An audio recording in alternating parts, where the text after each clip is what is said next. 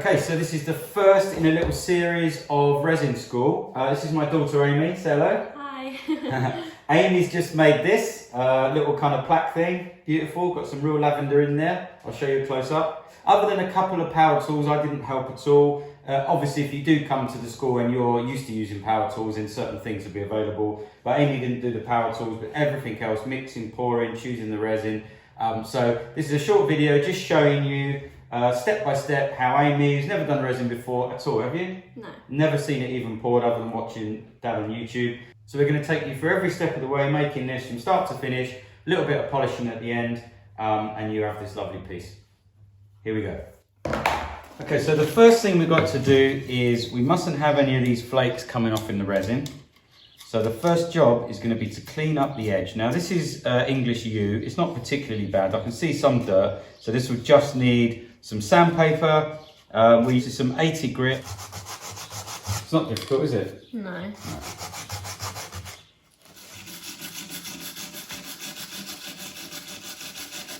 That's good. Like all those little... Those little bits are fine. Just want to get these peely bits like that. Oh, okay.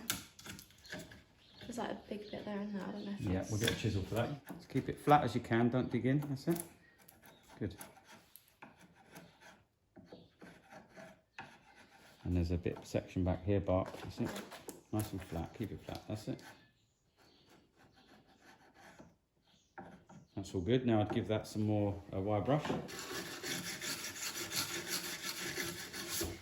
Okay, that's good. And we're just going to give that a little blow with the airline. Okay, so Amy's already picked a piece that was machined, but for the purpose of the video, we're just going to run this over the plane so you can see this, how it changes. So you can see the two things, Amy.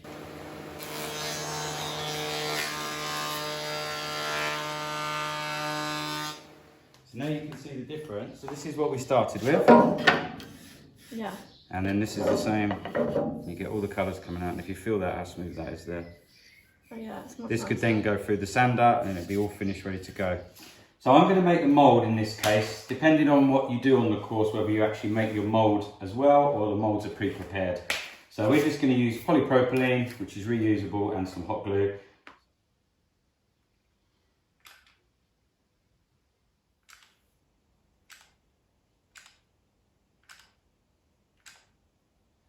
Okay, Amy, to calculate how much resin we need, we're going to calculate the volume in here.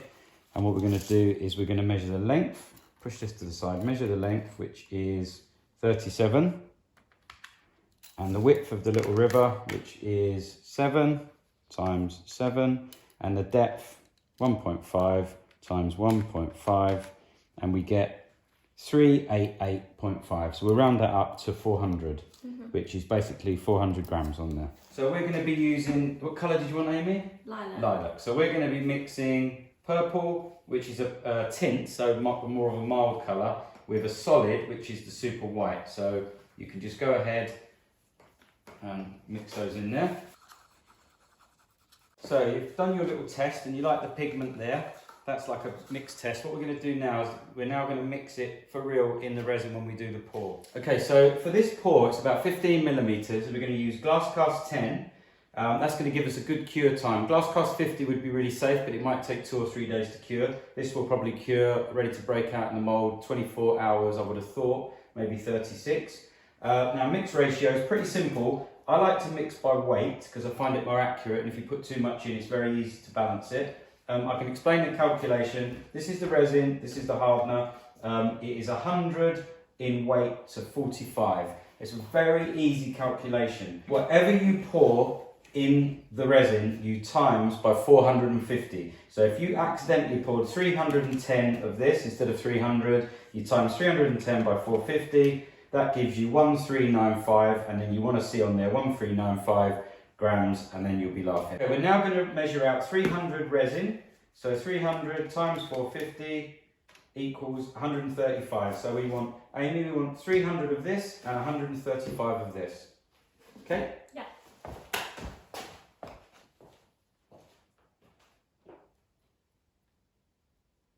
We need 135 of the hardener. This is quite runny, the hardener, so it comes out much easier than the resin. Okay.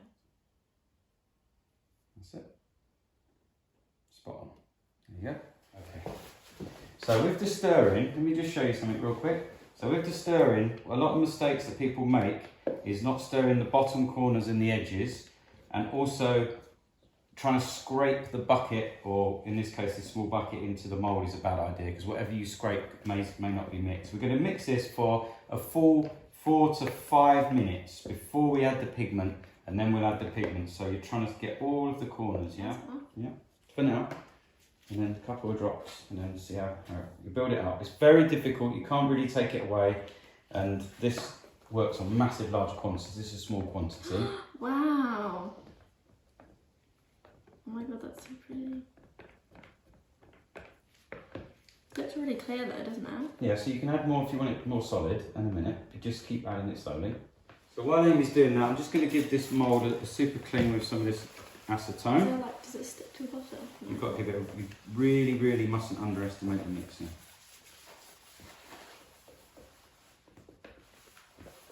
Now this is called the 2-pot method for mixing. Just keep it tipped, that's it.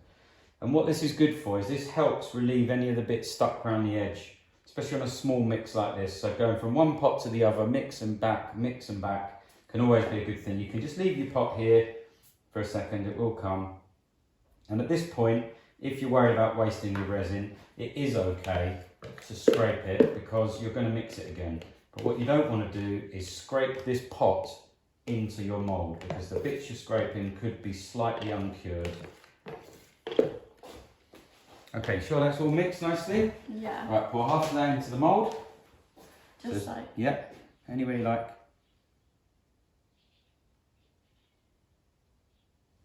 That's it. Okay, and you can take that wood carefully. Yeah. And put it in very slowly so all the resin squeezes out around the sides. Now, what we're going to do is just going to push it down with your fingers slowly. You see the bubbles coming out? You see them? Yeah. Just keep pushing. Is that push to the bottom?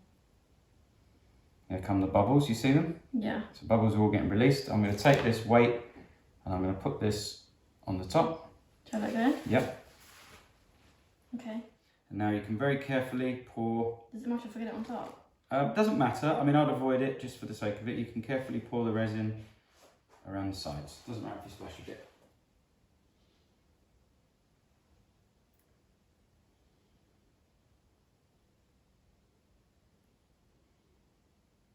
Those bubbles will naturally go now as the resin starts to cure slowly.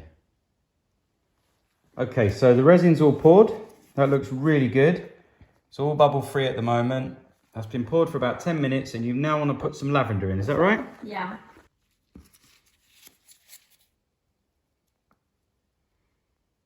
And then we're going to pour clear resin over the top? Yeah.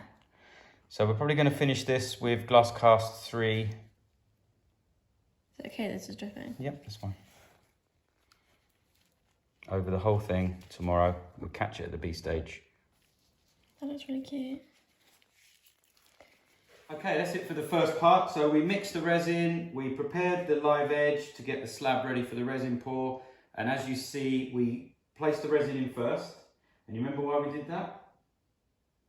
So that to avoid the bubbles, so that when you push the wood in, Exactly. the resin will separate. Exactly. So sometimes if you put the wood in first and pour, sometimes on the big slabs you've got no choice. But on a slab this size, a little piece, you can float it in very slowly, and that pushes away any of the trapped air. Because what you don't want is the air to get trapped late in the cure. As the resin's starting to get thick and the bubbles won't escape, if a little bubble escapes at that point, it won't make it to the surface because it's too late, right. Too hard. So that's it for the first one. We're going to come back to this tomorrow. We're going to catch it at the B stage. You've heard me talk about the B stage a lot on my other videos. I'll explain it again to Amy tomorrow when we catch it. It's basically getting the resin when it's not fully cured. We're going to mix up a tiny bit of glass cast 3, take the weights off, pour it all over and encapsulate the whole thing in some clear resin, okay? Yeah. Okay, I'm back with my daughter Amy. It was really good yesterday. This is bright and early Sunday morning to catch it at the B stage. Now I'm going to show you exactly how you can tell. Push in. So you can see that little fingerprint, that will disappear. That is the perfect B stage. It's not stuck to your finger, is it? No. That's the perfect B stage. It doesn't stick to your finger, but you see a little mark, and that's a perfect time to do your second pour. We've removed the weights. We're going to use glass cast 3 for this. And because we Amy changed her mind, didn't you, yesterday a little bit, and decided to put the lavender in, which is a good idea. But we'd made the lavender colour quite solid, so you can't really see it all. Amy's pressed some lavender last night, and we're going to put some glass cast 3 on, then lay the lavender in, and then come back this afternoon or later today and do the final glass cast 3 to cover it, so the lavender will be on the wood as well.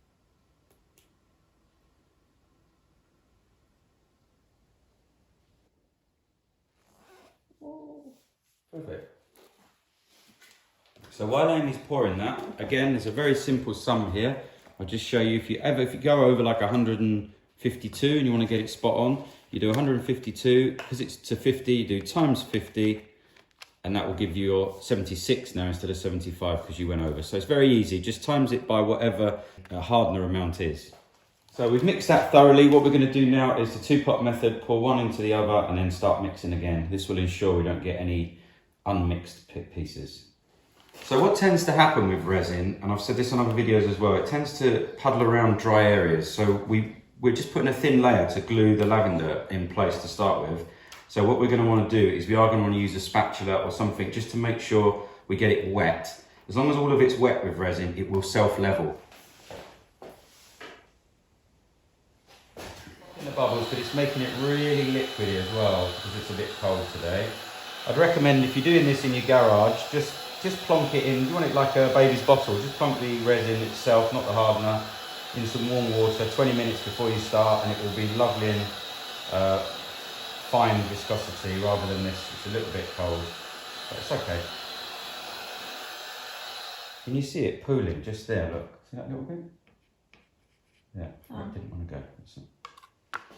Well, that looks good already. Do I tap it down or just leave it? You can just like leave this it. bottom bit, is this? You can tap it down if you like. There's a stick here.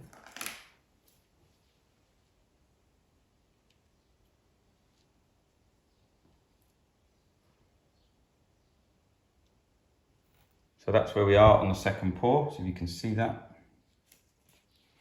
I'm going to come back to that this afternoon. So that didn't take long, that's just the second pour, using that as a little glue film, if you like, just to hold the lavender in place. The last pour, you can just see there above the surface, looking really lovely.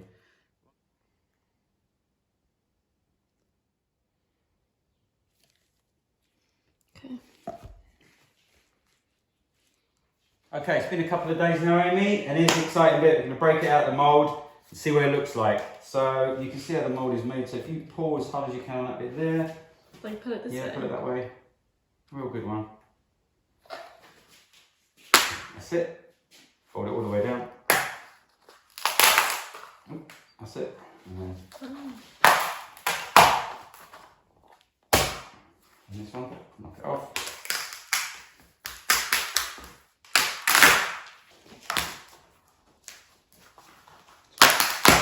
There you go. Take that away. The cool thing is, the hot glue just comes away. And what we can do at the end is slide it to the edge of the table. Just lift it up. Wow. Whoa. Oh, the bottom's okay. So the bottom doesn't need anything. That's good. Wow. Wow, it's heavy. Because we laid it on afterwards, we've got almost, there's a tiny little pin bubble there, nothing to worry about. But there's almost no sort of cavity bubbles because we laid it into the resin earlier. So that's pretty cool. Okay, so fully demoulded, Amy, you can see. We've got this little lip on the edge. Yeah. That's just where the resin cups up. So what we're going to do is take this to the panel saw, cut it perfectly square, and then we're going to polish the edges, sometimes on the sander and a little bit of polish at the end. We'll try our best not to touch the top, and then we can leave that as the finish, just give it a little light polish. Yeah. Like you say, you can see down there. So let's get going.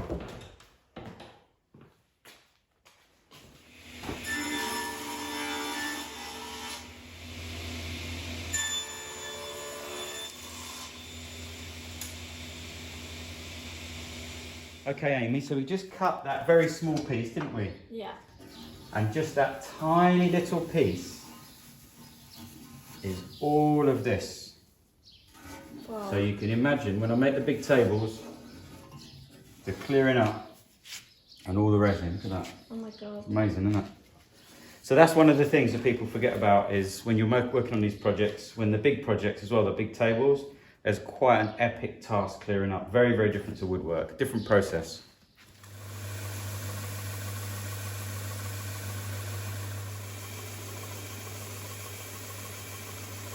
So the final step, now this can take as long as you like. Now Amy's not used many power tools, if any, before. So I'm going to do the edge buffing, just because this is a bit of a... And Amy's going to do polishing the top.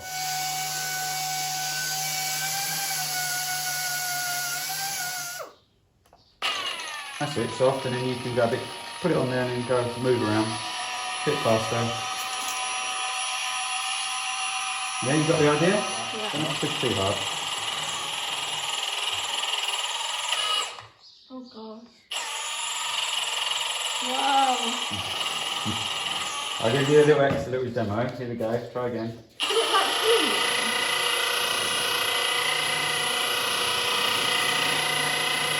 I'm holding it sort of on my belly and just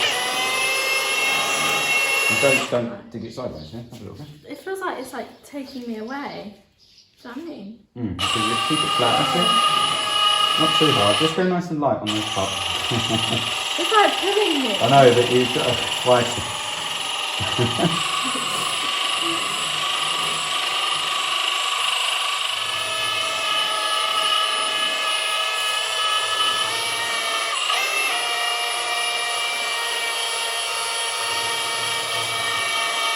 Okay, that's good. Right, wait there a sec. Let's clean that off.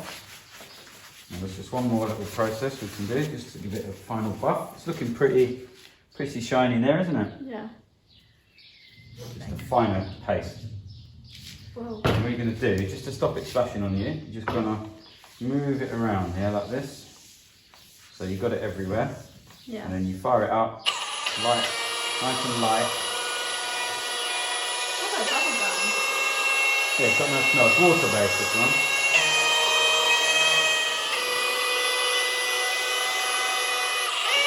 Wow.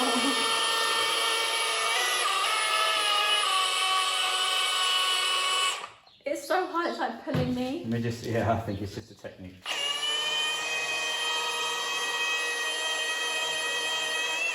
All right, what do you think? It's really cute. I Beautiful, isn't it? Yeah. I like the flowers in it, to be honest. Yeah, I think you've done a really good job. Different. Look at that. That's it for this one.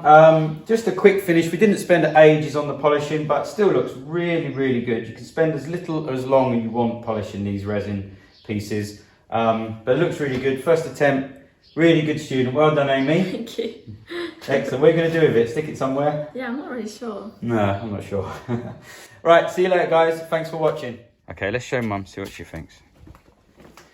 Check it out.